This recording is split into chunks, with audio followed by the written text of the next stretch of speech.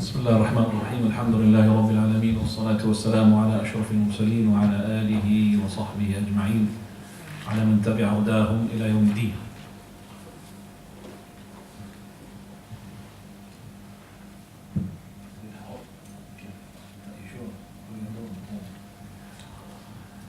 We are still in the chapter of the du'as, and chapter is chapter 281. Is that right? Chapter 81 verse hadith number 647. Yes? Okay. And we would like the brothers, every time that we mention a dua, to memorize that dua. So alhamdulillah, we memorize the dua of the istighfar, and I'm pretty sure that everybody knows it. And we learned as well, Allahumma firli wa tub alayhi innaka anta at-tawwab ar-rahim. The Prophet ﷺ used to say it all the time. So if I ask anybody, without looking at the book, would like to tell me the dua the Prophet ﷺ taught Aisha. The Prophet ﷺ taught Aisha, Allahumma inni as'aluka min al-khayri kulli, ajilihi wa ajilihi. Can anybody tell it? Say it to me by heart. It's one of these dua which is jami', and very important to memorize. So it's going to be a homework for you to memorize. So just everybody open the dua, so you can just read it for you. You could read it behind me. I mean, what's the point of just teaching you the dua? You don't memorize. Yalla. Everybody open the book. Page 122. 122. Hadith 639. If you read Arabic, then you learn from Arabic, not read from the transliteration. Because the book is, this is one of the, I would say, weak point about the book. It hasn't got the Arabic. It should have the Arabic. So, Allahumma inni as'aluka min al-khayri kulli, ajilihi wa ajilihi, ma alimtu minhu wa ma lam a'lam, wa a'udhu bika min al-sharri kulli, ajilihi wa ajilihi, ma alimtu minhu wa ma lam a'lam, wa as'aluka al-jannah وما يقرب إليها من قول أو عمل وأعوذ بك من النار وما يقرب إليها من قول أو عمل اللهم إني أسألك مما سألك به محمد وأعوذ بك مما تعوذ منه محمد وما قضيت لي من قضاء فاجعل عاقبته رشدا. Is it synchronizes with the transliteration? Yes? Somehow? Right. رشدا. Okay, رشدا. عاقبته رشدا. رشدا. Okay. Huh? What is it? What is it? وما قرب إليها. Yeah. What did I say? Huh? No. اللهم إني أسألك الجنة وما قرب إليها من قول أو عمل وأعوذ بك من النار وما قرب إليها من قول أو عمل. What did I say? Something wrong? Okay, I don't know. Maybe I was sleeping. There's no eyes in my head. In my head, subhanallah. Like on Monday I was reading clearly shown. The brain is like glucose. Right.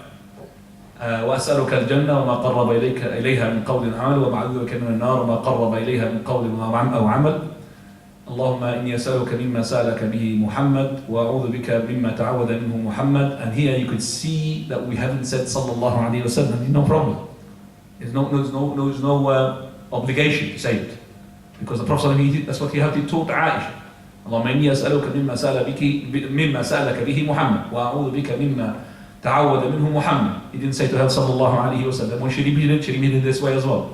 وما قضيت لي من قضاء فاجعل عاقبته رشدا. Okay? This is the dua that I want you to memorize, inshallah. And coming, inshallah, very good du'as coming as well, which is the dua from, you add it to the Sayyid al-Istighfar in the morning and the evening. بسم الله الذي لا يضر مع اسمه شيء في الأرض ولا في السماء وهو السميع العليم. Inshallah, we're going to learn that as well. Three times. Okay. 647, please.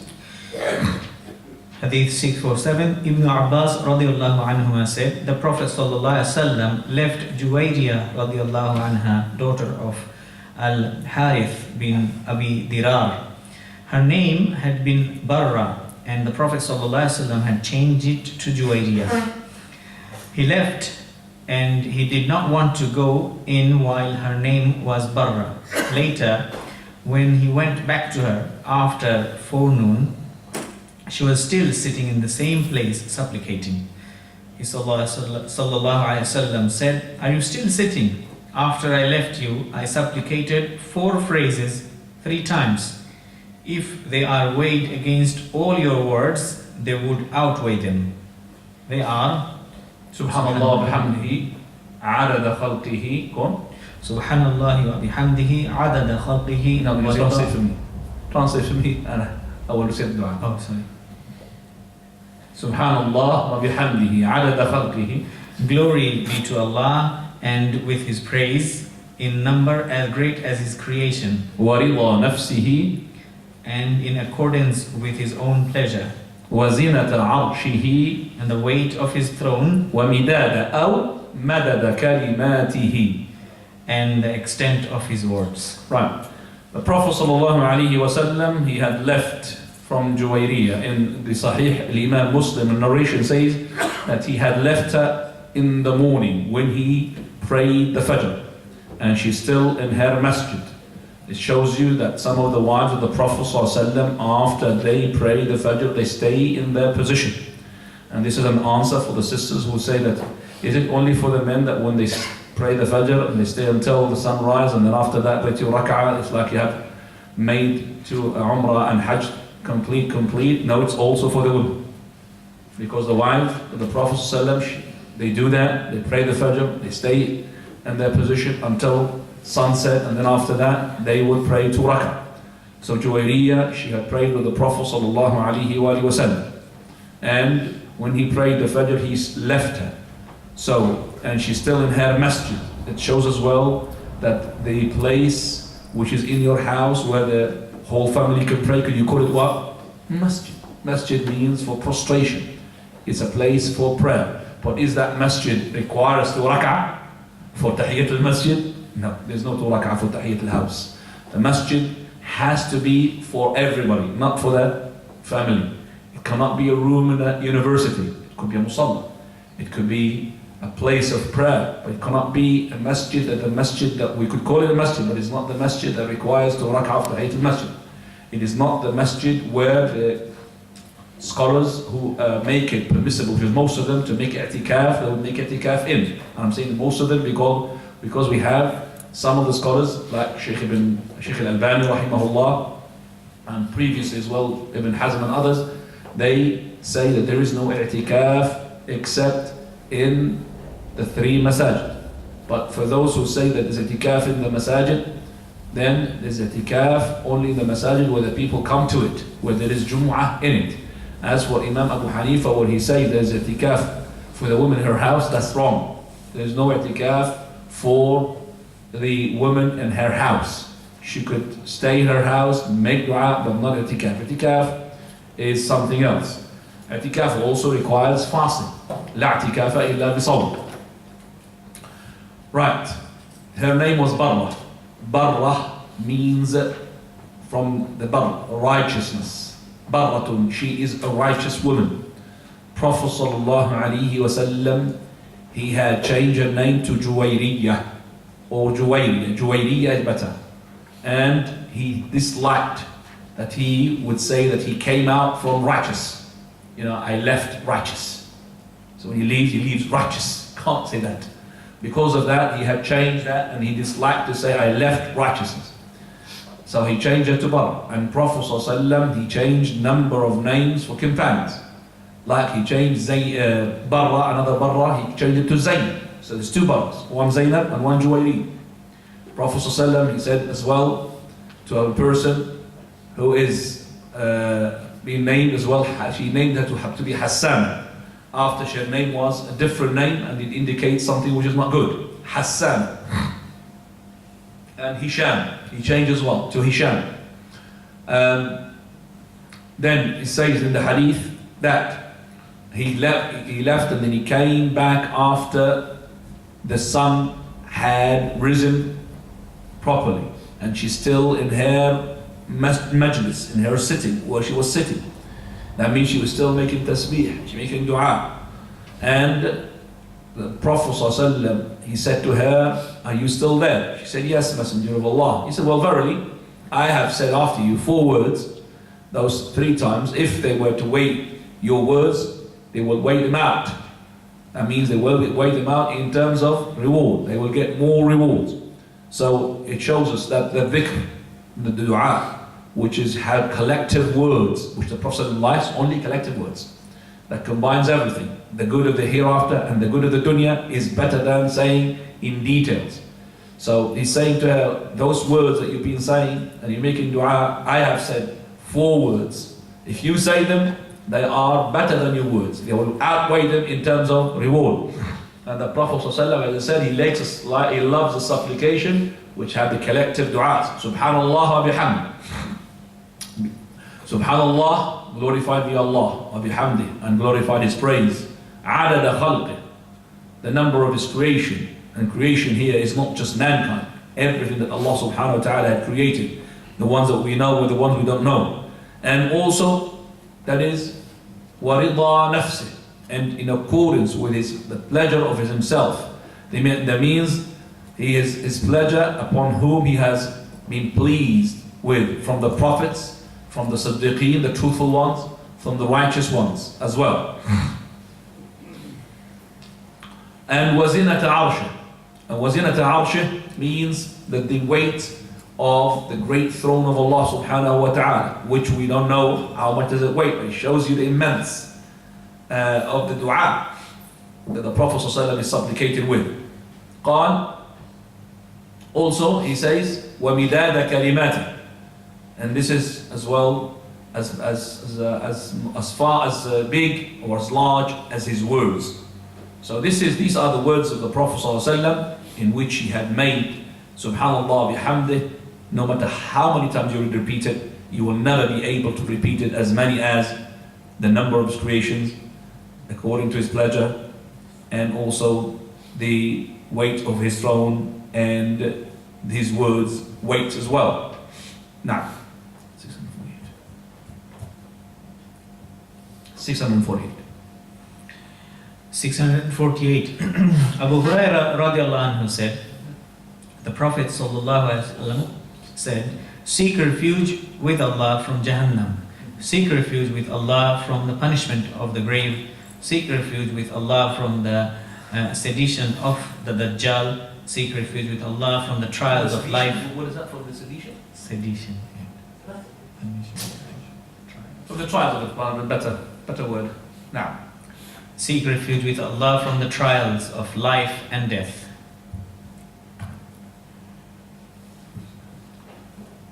Here we say Sta'idu. Sta'idu means you are seeking shelter in Allah subhanahu wa ta'ala, the Almighty, from, that is, every evil and everything that's got evil. This is called isti'adah. Isti'adah, to push away the evil and to seek shelter from Allah subhanahu wa ta'ala in order to ask for the good. That's what means isti'adah.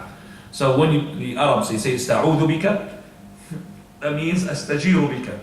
I seek refuge in you, I seek shelter in you, I seek protection with you. That is to prevent me from anything which is bad. And that is, in here there is an indication that there is nobody who would give you shelter except for the one who had created the punishment, created the fire. Sta'idhu billah. Sta'idhu billah min Jahannam, al-fire. Sta'idhu billah min Adab Al-Qabr. Adab Al-Qabr, and whatever the punishment of the grave contains, from the trials of the grave, the trials of the angels when they ask you. And then he says, Ta'idhu billahi min fitnatil masih ad-dajjal. Also seek refuge in Allah from the fitna. Fitna means the test, the trials. It is actually would expose which is not good. Al-Masih is a word can be given to both Ad-Dajjal and to Isa ibn Maryam. But when the Dajjal is mentioned, we'll say Al-Masih Ad-Dajjal. So when we say the word Al-Masih, it means what? Isa. but both are Masih. So to indicate or to distinguish the Dajjal, we say the Masih al-Dajjal. Dajjal is the one who is from the word who is deceptive. He is deceptive. He's the greatest of all Dajjal. Dajjal, a liar. But Dajjal also deceptive. Khadda', deceives people. Makes people think something that is not true. وَاسْتَعِيذُ بِاللَّهِ مِنْ فِتْنَةِ الْمَحْيَا وَالْمَمَاتِ. And also seek refuge from the trials and the fitna of al-mahya, the living, and the death.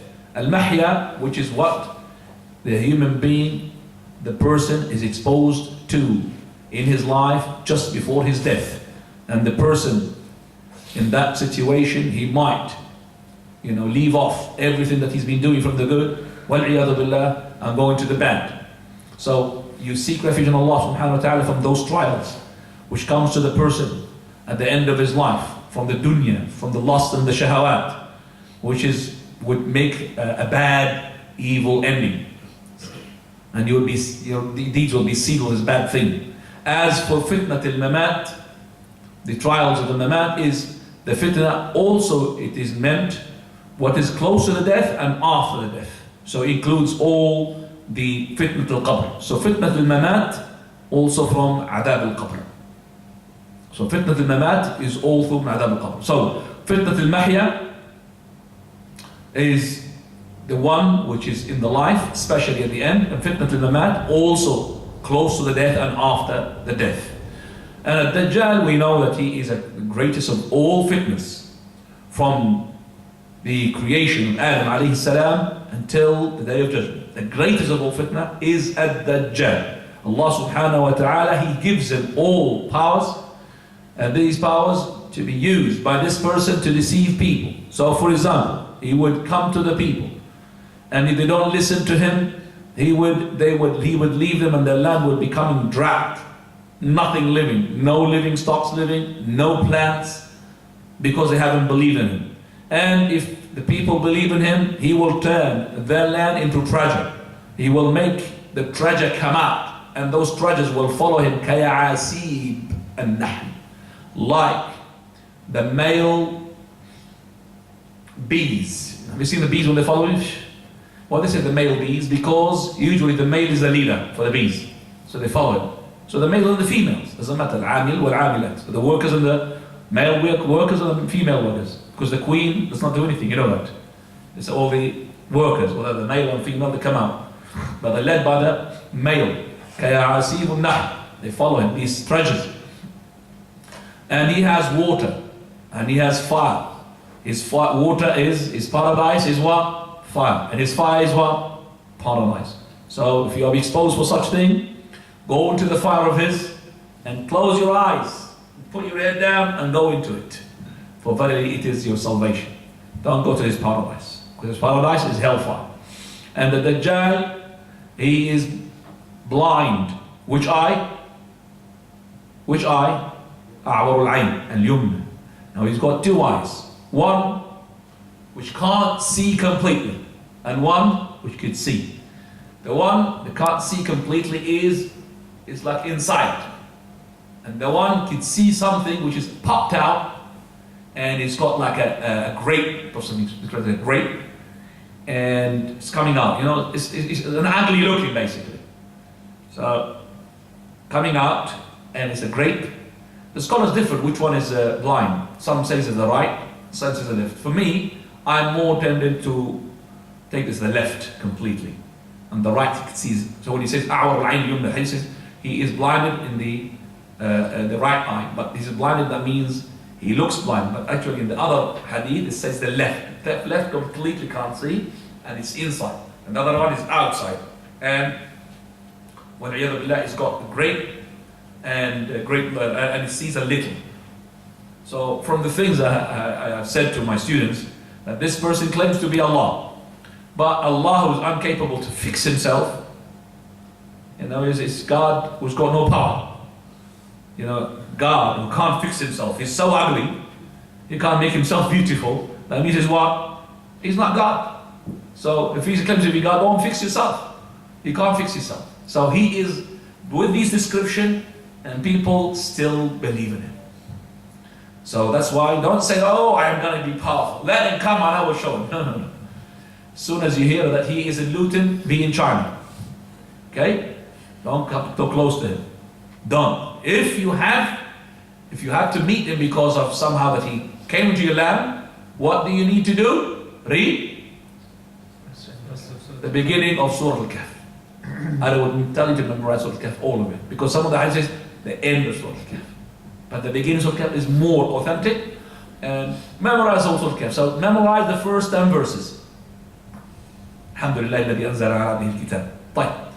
So memorize that, and I'm reminding you from this because from the day of judgment signs that the khutaba and the wa'idun and the scholars and the students of knowledge would not be mentioning at Dajjal that much. People will forget about him. So I'm reminding myself and reminding you because, as I said, how many people talk about the Dajjal?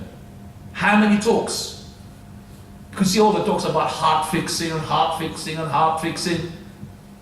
Okay, well what about, so the Dajjal, we have to remind ourselves all the time, what is the Dajjal? Okay, I'm going to ask somebody. Is the Dajjal, A, his hair bald, B, is straight, C, it is like the Afro, yes, good. Very good, you spotted the Dajjal, mashallah. Very good, you should know him. Yes, you have to know your enemy. He's not got straight hair, not you know he's bald. He's bold, he must be bold. No, this is cartoon films, maybe not reality. Right. Now we're coming to Hadith to 649. Chapter 282. The supplication of a man against one who has wronged him. Hadith 649. Jabir radiallahu anhu said, the Messenger of Allah sallallahu alayhi wa sallam said, Allahumma aslih li sam'i wa basari. O Allah, let my hearing and sight be sound, waj'alhuma al-warithayn minni, and let them remain sound until I die. وانصرني على من ظلمني, help me against the one who wrongs me. وأرني منه ثأري, and show me my revenge you take on him. Right, so here, on the brothers as well, not to forget this dua, اللهم أصلح لي سمعي وبصري واجعلهما الوارثين مني وانصرني على من ظلمني وأرني منه ثأري. Now let's translate the hadith. First of all, أصلح لي, that is, fix for me. أصلح لي.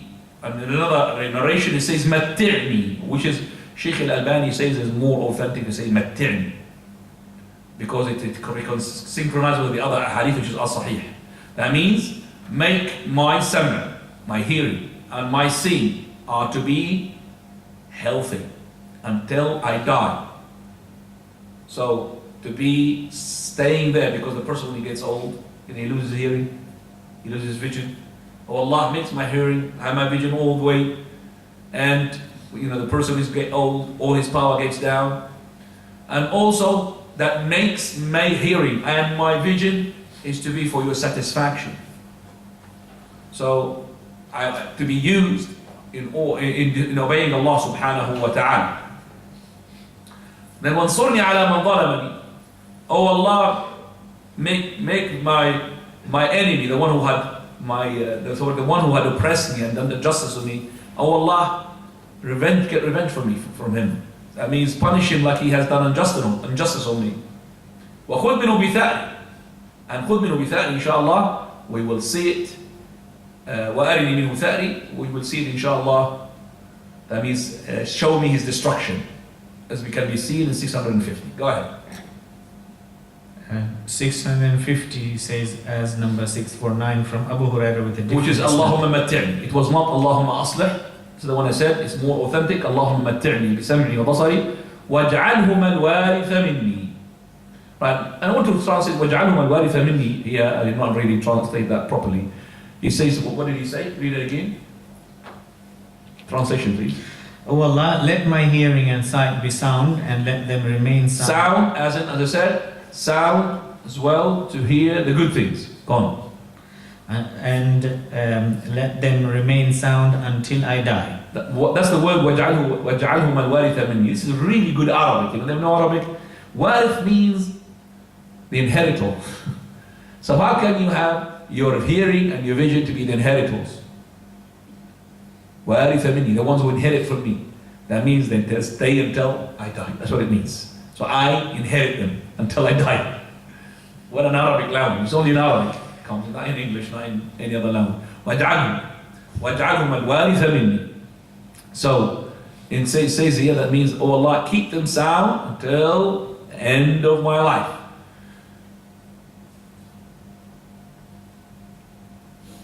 Now, let me just as well, the word tha'ri, waj'al, Allah, Prophet ﷺ as well, he says, Allahumma waj'al tha'rana ala man adana, ala man zalama. Oh Allah, makes our revenge, and it will come inshallah later on.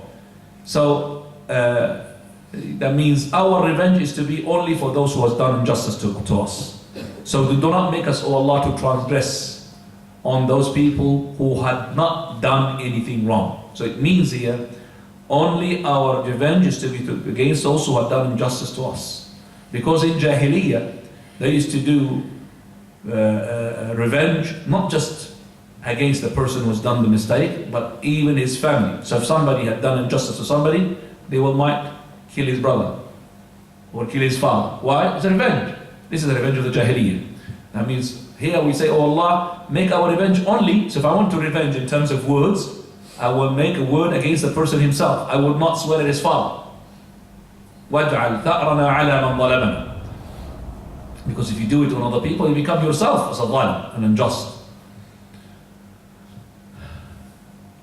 Now, and here in this hadith we could see that as well we benefit, that we're asking the health in the hearing and the seeing, and that is to enjoy them in doing obedience and in seek help with them subhanahu wa ta'ala, to as well seek help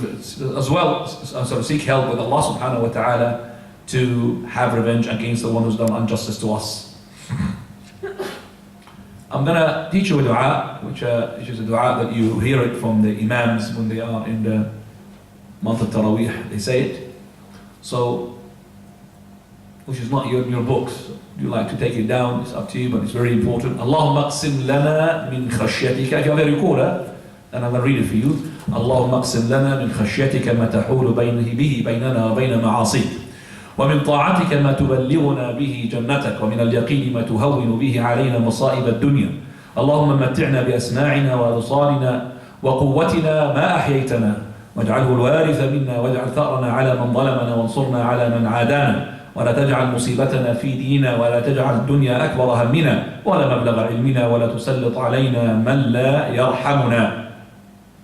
So this is a dua that some of the shuyukh or some of the reciters of the Quran in Ramadan, they would say, this is the good dua, which means, Allahumma aqsim lana min khashyatika, oh Allah, give us from your fear something that you would prevent us to sin against you, and from as well your obedience that you will make us to reach your Jannah, and from the certainty that you will make us to ease the crisis that we face in this dunya. Oh Allah, make us to enjoy our hearing, our seeing, and our strength as long as we are alive, and make it to the one to stay until we die. Oh Allah, make our revenge against the ones who have done injustice to us. Oh Allah, give us victory against the ones who are enemy to us, and don't make our crisis into our religion, and don't make the dunya to be our target, and not just the knowledge that we want, and don't make, that means we want the knowledge for the hereafter, and don't make anybody who doesn't have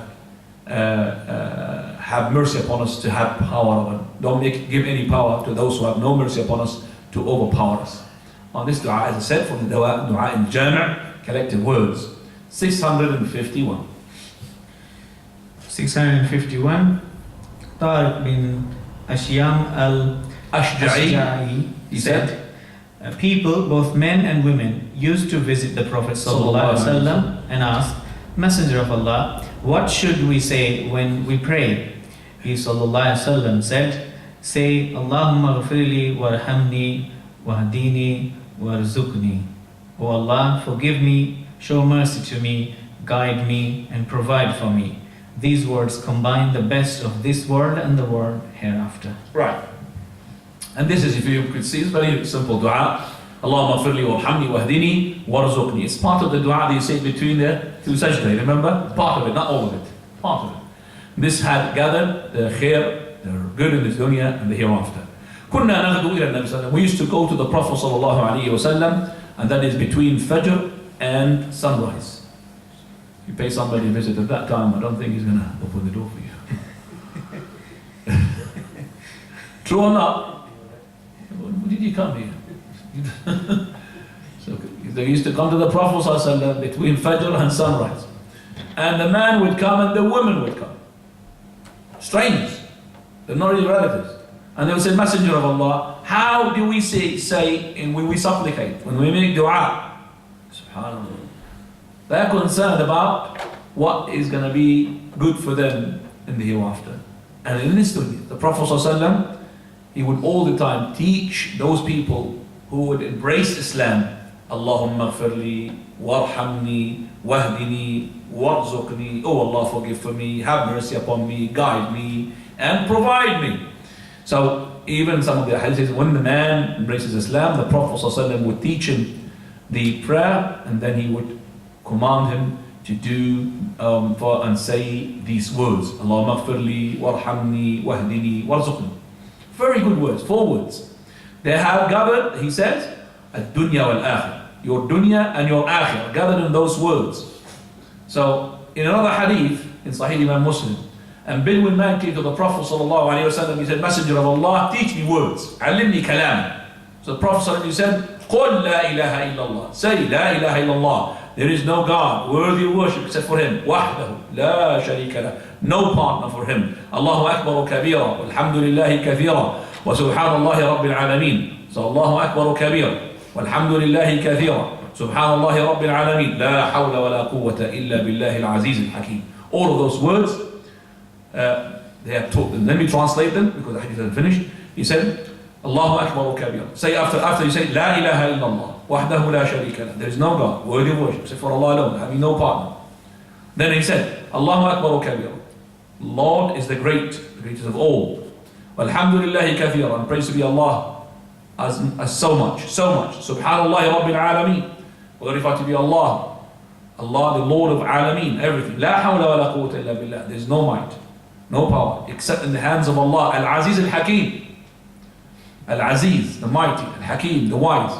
Then the Bedouin man, he said, Messenger of Allah, those are for Allah. What is for me?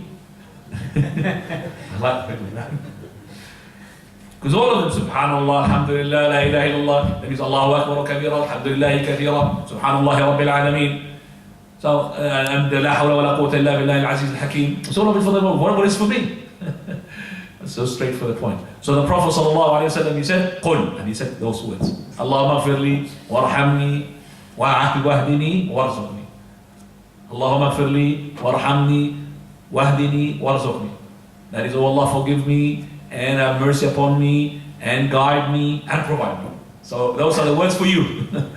Because it's all of them that praising Allah, praising Allah. What about for me? I want something for me. Subhanallah. Here we find that companions eagerness and zealous to learn from the Prophet ﷺ, coming to him between Fajr and sunrise, and women and men, regardless, to learn from the good. And the Prophet ﷺ would only give them Jawami al-Kalim. What is Jawami al-Kalim? Collective words. Few words in number, but vast meanings. 283, and the chapter title? Chapter 283, the one who makes supplication for a long life. Right. 652. Right, we don't read it because it's not really, it's unauthentic and it's not really famous, so we don't have to read it. Unauthentic. 653. Anas radiallahu anhu said, the Prophet ﷺ used to visit our family. One day he came to us and made supplication for us. Sulaim, my mother, radiallahu anha, said, won't you make supplication for your little servant? He ﷺ said, Allahumma akthir malahu wa waladahu wa atil hayatahu wa aghfir lahu. O Allah, give him much property and children, let him live long and forgive him. Go on. He made supplication for me for 3 things. I have so far buried 103 children out of the many I have had. My fruits, 103, yes? 103, yes. my fruits are harvested twice a year. I have lived for so long that I feel embarrassed in front of people, and I hope for forgiveness. There's a start point here. What's that? Go on, read it. It says, where it says 103 children, there's a footnote on that. There was a severe plague in Hijri, after Hijri in 96, during which 75,000 people died in 3 days. Among them were 80 of Anas radiallahu anhu's own children. Al-Mudhish ibn Jawzi. It is also narrated from an authentic source that Anas radiallahu anhu said, my daughter... that one is unauthentic. The first one is unauthentic. Go on, second one. My daughter Amina informed me That's correct. that up to the coming of Hajjaj to Basra in 75, there were 120 from my own offsprings who were buried. Right. Even he buried them with his own hand. Now when he says from his offsprings, it doesn't mean from his own children. It could be the children of his children. He lived, they said, 120 years plus. 120 years plus. And of course, you know that as well, Salman al-Farisi lived for a long time. He witnessed lots of people dying in his life, thrown up. His journeys are long, more than 100. So Anas, he lived for a long time. Prophet ﷺ, he asked for him, Allahumma akfir malahu, give him a lot of abundance money, wa waladahu, too many children, wa atil hayatahu, and make his lifespan to be long, waghfir lahu, and forgive for him. Now, let's just go to the hadith of the beginning. The Prophet ﷺ used to enter upon us. Who is the narrator of the hadith? Anas. Upon us, that means the house of Anas. Anas is the son of Malik, and Malik died as a kafir, and he left. And his mother is Sulaym, and she is an Haram. Both of them are to be the maternal aunts of the Prophet ﷺ. They were foster sisters to his mother Amina. That's where they are mahram. Okay? That's to explain to you how the Prophet ﷺ would enter in her house, he would stay in her house, he would sleep in her house. Sometimes she slept in his mattress, and she was collecting the sweat from underneath him. So we can't really see the relationship. We would not, how the Prophet ﷺ would sleep in a stranger woman's house. She is his maternal aunt from fostering. She and Haram. And that's the correct opinion, because we have a difference upon it from the scholars. Right. The Prophet ﷺ used to come to our house. It shows as well, the Prophet ﷺ would pay a visit to those relatives of his. So one day he came, he said, فَدَعَى لَنَا. He made supplication. Now, look how clever she is. Straight away. I said, there is his little servant. Because the Prophet ﷺ, as soon as he migrated from Mecca to Medina, his uncle, he brought him straight away to whom? To the Prophet ﷺ. Let him serve you, Messenger of Allah. And he served him for 10 years. Because he wanted to give your kids to the scholars. He gave him to this Prophet, best of the scholars, to learn. So you have a kid, instead of sending him, mashallah, to university, so he spends so much money, don't spend any money, and little money, give him to the scholar. If he accepts it, let him with him. He'll learn, become a scholar. That's what you want. That's the triumph, and that is the investment. If you want to invest in this. Some people have invested, mashallah, big lofty buildings, skyscraper. Okay, you're going to die. I just had a message only 2 days ago, even yesterday night. And one of my relatives had a cancer. Please make dua for him. A big cancer. And that man, he's rich. Who is richness gone? If he wants to swap now all his richness for the sake of just getting of that cancer, he would do that. True or not? He would borrow money as much as that just to get rid of the cancer. It's in the hands of Allah. But to show that all this money now, nothing. So your investment is in kids. Have your kids, mashallah, hafiz, alim, study university. Not Michigan University, Medina University. Not Michigan, Medina. They say Medina University. Then it's like, okay. Oh. That means you're very bad in A levels, that's why you went to Medina. Subhanallah. Now that's the investment you want. Wallah, the person is happy. His kids to be hafiz.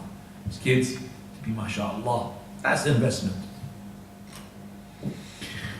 Right, so Khuwaylid, easy little servant. Make a dua for him. Prophet ﷺ responded to her and he gave her dua. And the dua in Sahih al-Musannif, in the Musannif with the authentic chain, in the Sahih al-Bukhari, the Prophet ﷺ, he said, in addition to that, he said, وَبَارِكْ لَهُ فِي مَا أَعْطَيْتَ. This is good addition to it. O Allah, give him barakah in which you have granted him. So it is good to ask barakah in anything that you ask for dunya. So Allah give him a wife and give her barakah in his wife. You understand me? Who's at the barakah? Because you give him a wife, could be a wife a disaster. Or give a wife a husband, could be a disaster. But you give wife and barakah. Give a husband and a barakah. Give kids and barakah. Oh, dunya. But in the hereafter, you can't say give Jannah and barakah. Jannah is barakah itself. But the dunya needs barakah.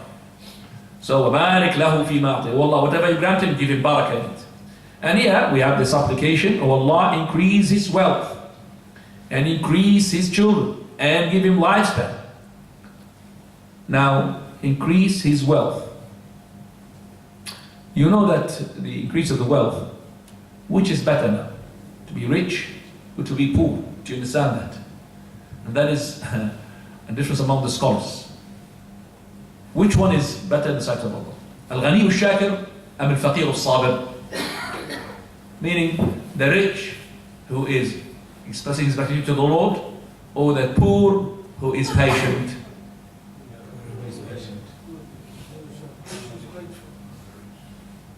Yeah? Which one? Huh? The rich who is expressing gratitude, or the poor who is patient? Huh?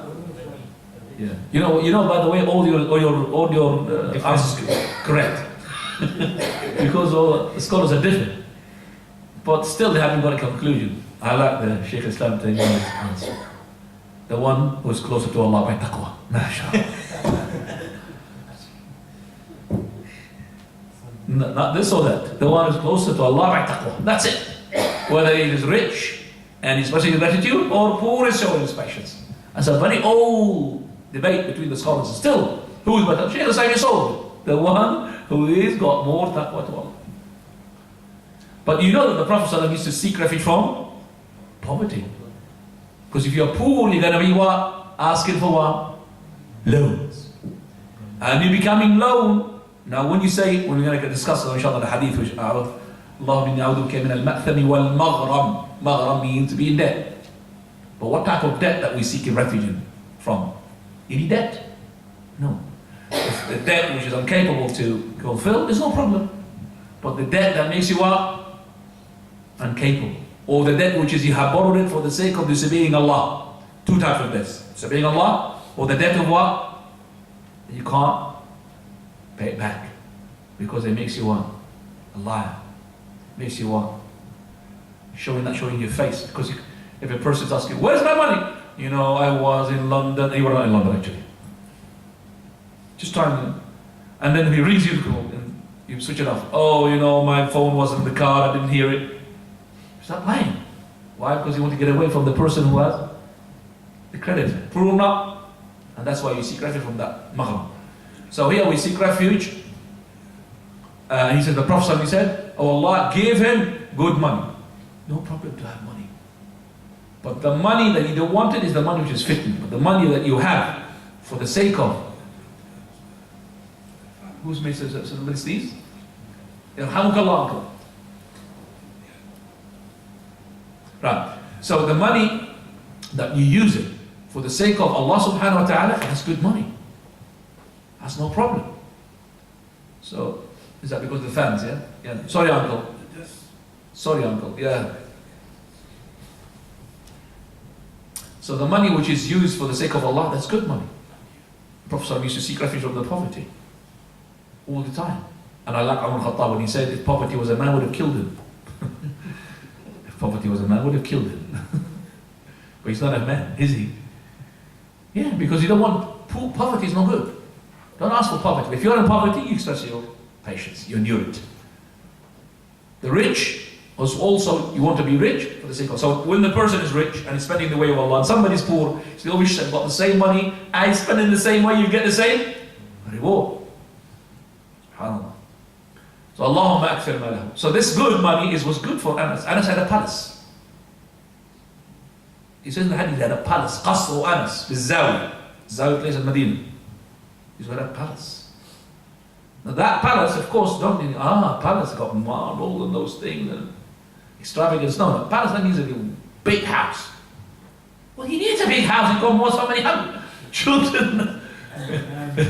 He's needs a barracks, the camp for the army. Radiallahu anhu Allah. He's not going to have a small house. He can't have these English houses here, 3 bedrooms, and it doesn't work. 120. Most of them live in one compound, squadron. So he needs a palace. Palace doesn't mean the palace that you think, no. Also, you could ask for Allah subhanahu wa ta'ala to give the person not just money as well, children. But those children is to be what? Ibn. Not children to be thrown on the street and be a drug addict, smugglers, killers, thieves. No, we don't want to produce children which are unhealthy to the society. Children which are society, and we are the Muslims, we boast. If we measure us against any other community, any other nation, any other religion, you'll find us that the most, they could say society, that they are in harmony and produce the most healthiest generations are the Muslims. And we challenge. Anyway. From the fruits, who said that? Presumably Isa alayhi salam in the book. In the Bible. From the fruits, them. Muslims, not individually, it is a totality. The lowest consumption of alcohol, Muslims. The biggest in charity, Muslims. The biggest in neighborhood, the best in neighborhood, Muslims.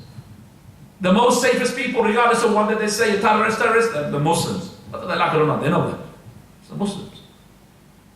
Alhamdulillah. In totality, there are of course bad people here and there. Unfortunately, they've got everything with them. Media is with them. طيب. He had buried, he said, وَأَعْطِ الْحَيَاةَ. A very important issue. Shaykh al-Albani rahmatullah used to say to us, this is a proof that no problem to say, Allah increase your lifespan. Because some of the people, based upon scholars, is what they say, you can't ask for somebody lifespan because the lifespan has been what? Has been set. So how did the Prophet say, وَأَعْطِ الْحَيَاةَ? Allah increase his lifespan. Now, Allah subhanahu wa ta'ala, did he set the age of Anas before the Prophet's application or not? Yes or no? Yes. 50,000 years before Creation happened. And he emphasized that when he was in the womb of his mother. Right. So, did Allah subhanahu wa ta'ala respond for the Prophet sallallahu alaihi wasallam's supplication? When he said, Allah increase his lifespan? So explain to me, how did he increase it while he's already been set at that age? Yeah, so people, I had a text message on Saturday from some brothers. And can I mention, I don't think they're Somali, from a Somali community. They wanted to speak to somebody who had almost left the religion. Maybe he left the religion. And he's discussing the Qadr. He went to some country, I don't know which country, European, he came back, and he doesn't believe. Because of the Qadr. So we need to know. So how can Allah subhanahu wa ta'ala, that he had set everything, and yet he responded to the Prophet's supplication?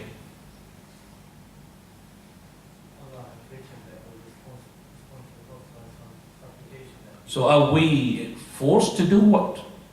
What is being written there?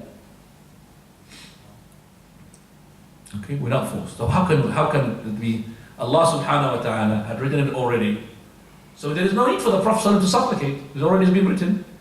Well, we don't know what is set forth, but we have the So we don't know. That's correct. We don't know. That's wrong. Very good. And we have been said to go do what we have been assigned to do. That means we are being asked to make this dua, but we don't know whether Allah has written it for us or not. That's true. There's one answer. But the biggest answer is, Allah could have written 2 days. huh? Allah could different two ages for That's an interpretation by some of the scholars that Allah written 2 ages, which is a very weak interpretation. That means 2 ages. That if it's going to be this, then no, Allah has been set everything. Allah set everything. Oh, they say, for example, whatever is in the scroll of the angel of death is different from what is in the preserved tablets. You see, that lifespan is exactly like health. When you say, oh, Allah said for health, same thing. When you ask Allah for long lifespan, same thing. There's no difference. All of them is set. So we don't have to go into this interpretation of Allah Azza wa Jal. He had said, He had written, or someone said that Allah will wipe the writing first of all. No, there's no wiping in the preserved tablet. There is no wiping. Preserved tablet does not wipe.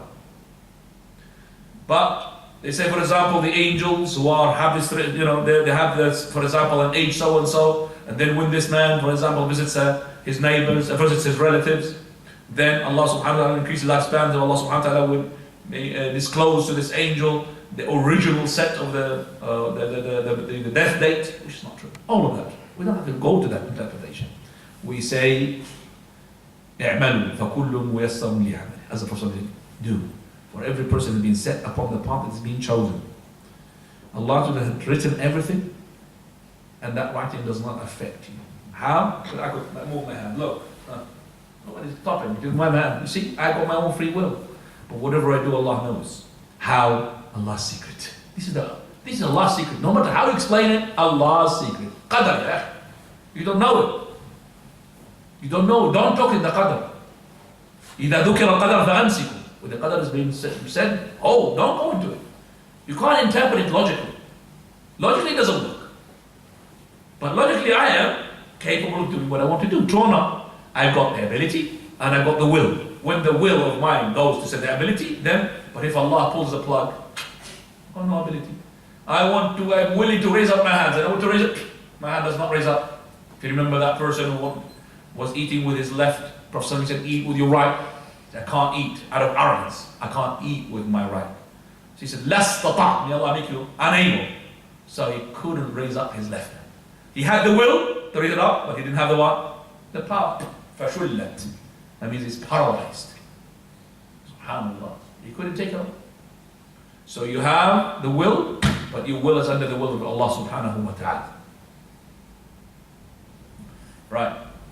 So you can ask for the person, oh Allahumma adil hayat. But there's some people say like this, oh Allah, I love this person.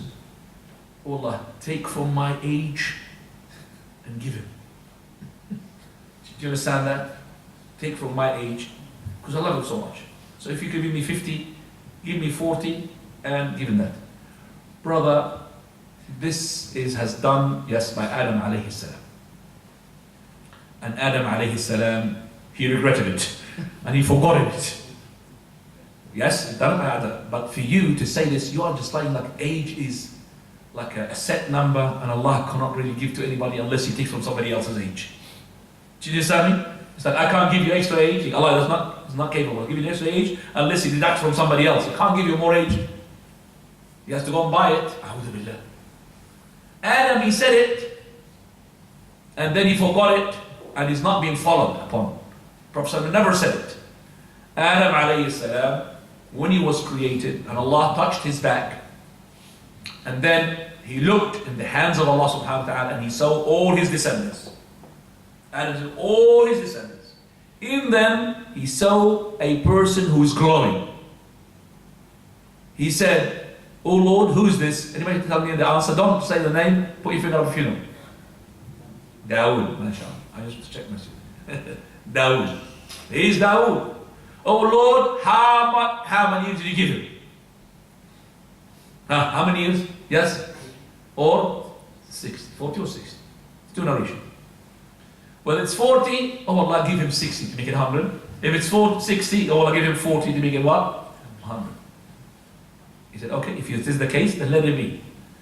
And Allah subhanahu wa ta'ala knows. Now Adam alayhi salam knows his age. He's 1,000. Okay? So he's being counted for his age. So imagine, okay, 500, 600 years, 700 years, 900, 995, 996. He's counting. But when he went to 940, which is now 60 years, he's given. You asked me what did I have dinner last night, I forgot. You know that. But to ask somebody who was 940 years ago, he had said, true or not, you forget. So, if you ask me what's my dinner last night, I would forget. I'm the son of Adam. So, angel of death comes to him. He's listening, it's not your time. Because he's been counting. He's been counting. 1,000 is not finished. He said, notice your time, because you've given 60 years to your son. Don't you remember? I didn't give him, and I don't remember. Subhanallah. I don't remember, and I didn't give him. So he denied. He denied it's a liar? No, denied because he didn't remember. And Masra, the son of Adam, was Adam our father, straight away he jumps to the conclusion. No? So Adam, I didn't give him. He's not lying, Adam alayhi salam. He didn't remember, and he forgot. So he went back to Allah subhanahu wa ta'ala, and he told him that you have given him the 60 years, and then he said, if you want, live longer. Any person who's lived longer from the prophets, they have the choice. But Adam alayhi salam chose to die on his age, which is the 1,000 years, and he hasn't, because he has denied the 40 years and the 60, he's been given the 60 back. He lived the 1,000. But all the prophets, they don't like to have the life more rather than to have the hereafter. All the prophets, they've been given the choice to live the dunya or to go to the Almighty, they will go to Almighty. All of them, without any exception. Right, وَاغْفِرْ لَهُ, the last thing. Oh Allah, give him forgiveness. What time is the Adhan, please? 24. 24, Jazakallah khair. Right, let's just have another hadith. Chapter 284, your supplication is answered so long. I haven't really discussed, did I say that he said, when that my fruit gives twice in the year? He gives what? Twice. Harvest twice a year. Yeah, he gives twice a year. So for example, let's say it's olives, instead of giving once, he gives twice a year, which doesn't happen to anybody. It doesn't happen. It's Allah subhanahu wa ta'ala had fulfilled the supplication of the Prophet sallallahu alaihi wasallam. And he said, I like his words as well, my life is so long, and I was shy from the people.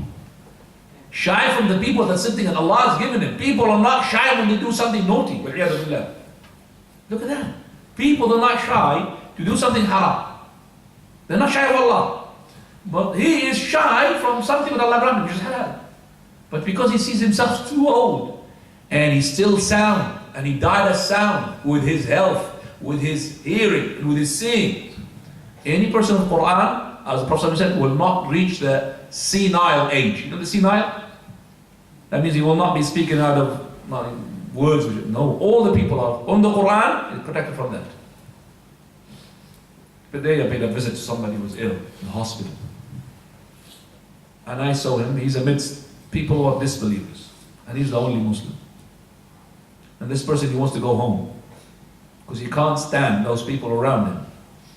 They shout, scream, they have pain. And even the people coming, well, the nurses are giving the comfort. But they haven't got the comfort that the Muslims got. I went to hospitals in our country, lots of them. But I don't see what I see in the hospitals here. Wallah, totally different. The pain is there, but they have it. The Muslim, they endure it patiently. La ilaha illallah, subhanallah, alhamdulillah. Hardly you see people like that. This person was banging. I said, how can you sleep? I said, how can you sleep with this noise? Not one hospital, not two, not three, lots of hospitals, and I'm sure that you know. Shouting, that's the pain, because this person hasn't been taught, subhanahu wa ta'ala, that Allah Azza wa Jal, that He is the one who's got everything in his hand, and you need to worship, and they haven't worshipped, and it's too late now. It comes to the last moments. I was happy to see a chapel in the hospital. But the chapel as well, they don't come to it. Maybe Sunday once, and that's it. Chapel empty, except from the Muslim, they come to the chapel and pray in it. And they use it. Because we don't need to be in the hospital to pray. We don't need to be in a crisis moment to pray. We're praying all the time. in our health circumstances and in our as well difficult circumstances. We always pray to Allah subhanahu wa ta'ala. اللهم إنا نسألك العافية اللهم إنا نسألك العافية اللهم إنا نسألك العافية. نعم. طيب. Chapter 284. Can I ask now to stop here, please? Because I'll just wash your glasses. Right, you have 15 minutes. Wash your glasses. Follow. You mentioned a couple of times people of Quran. You more elaborate of people of Quran. So the people who memorize the Quran. The people of the Quran, it doesn't mean just the people of the memorize the Quran. The people who memorize the Quran for the sake of Allah, not for the sake of to be called reciters. Because as Anas radiallahu anhu, he said, رُبَّ تَارِ لِلْقُرْآنِ يَلْعَنُ. The person recites the Quran, but the Quran is cursing him because he's not reading it for the sake of Allah, reading it to be called a reciter. And you could see that those people who come to the parties and they recite and make music, people Allah, Allah, Allah. People, a'udhu billah, and you look at their faces, they haven't got any sort of nur in their face. As soon as you see a person who's got Quran in his face, subhanAllah, there's a light there. When the person came to make the interview for Medina this year in our masjid, some people coming and I was looking at them. As soon as he comes in, I will know if he's hafid or not, subhanAllah. It's not because I'm that clever. I could see something there that distinguishes from the other. How much Quran is it? Half. Oh, Tabarak. Some of them is it half, but it doesn't really show. Because that hifz has to reflect into the heart. Not just on the like a pad on the tongue. Had to reflect on the heart. What's the point of the person who's a hafiz, yet he is a person indulges in riba, indulges in haram, indulges in everything that you name it. What's the point of it? This is a proof against you. So the people of the Quran, it means the people, the ones who memorize the Quran for the sake of Allah, and the people who all the time never forget the verses of the Quran. Shaykh al-Albani rahimahullah, because he reads the hadith, is the hadith, تعاهدوا كتاب الله. The hadith says, تعاهدوا من معاهدة. You always keep in touch with the book of Allah. He said, because of that hadith, and used to be a watch repairer. He used to say that I used to have all the time on my shelf a Quran. Every time I have a bit of time, I grab the Quran and read from it. Because it says, تعاهدوا كتاب الله. From that hadith. Keep in touch with the kitab. Read of it, put it back. If there's a bit of time, put it back. Because he's got time for this, Quran, time for the knowledge one. Allah gave him barakah, subhanAllah. And if you, how does he go? How can a person afford time? Because some people can't even have a slot. You know that you can, I'm sorry especially in this country, time for them is money. Can I have 1 minute? Do you know why? Because 1 minute is too much. Can I have 1 minute? SubhanAllah, I ask him, what can I have 1 minute? I do give him 1 minute to 2 minutes and 5 minutes. But some people just waste the time. But the people, I could see them that here. You see, in our country, yeah, you could have a chat, not a person, because the person doing nothing. Can I have a chat? Thrown up? Yeah, no, of course. They're doing nothing. I'm so wishing.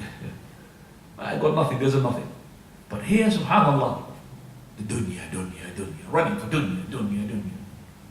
Thrown up, dunya, taking the people away. Allahumma la taj'al ad-dunya akbar hammina. That's the dua we have taught. وَمَبْلَغَ عِلْمِنَا. Not to be the dunya is our target and the knowledge that we want to seek to reach it. As Abdullah ibn Mas'ud said, وَتُفُقِّهَ لِغَيْرِ الدِّينِ. That is when the fitna grows and the people will change the sunnah and the bid'ah becomes a sunnah. He asked when. He was asked when. He said, when the people start seeking the knowledge, that is the knowledge supposed to be for the hereafter, for salvation, you be, total devotion, true not, sincerity. You make that sincerity and devotion for the dunya, not for the hereafter. Which is what the people are doing these days. Now, thank you for the question. Follow.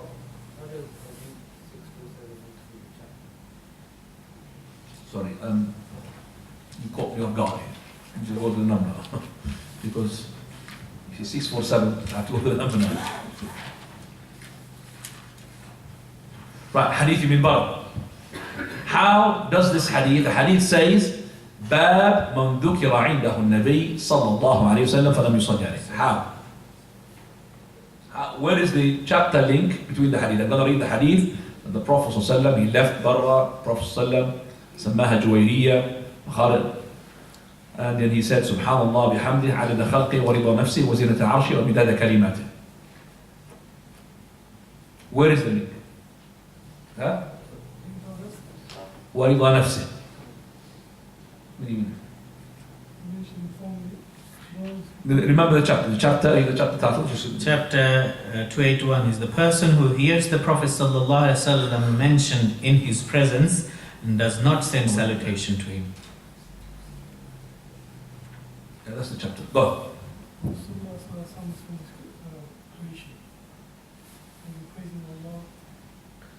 That is the very good link. That is the obvious link. There is no such thing in the whole chapter that is mentioning the Prophet ﷺ except that what the brother said. And this is what we say. Allahu Ta'ala. And as I say to you that it is really wondering. So it makes even the scholars wonder why is the link between the chapters. So again, Sheikh, tell them, what is the link? بعدد خلق. نعم. And I asked the brothers, I want to stop. Okay. سبحانك اللهم بحمدك أشهد أن لا إله إلا أنت أستغفرك وأتوب إليك.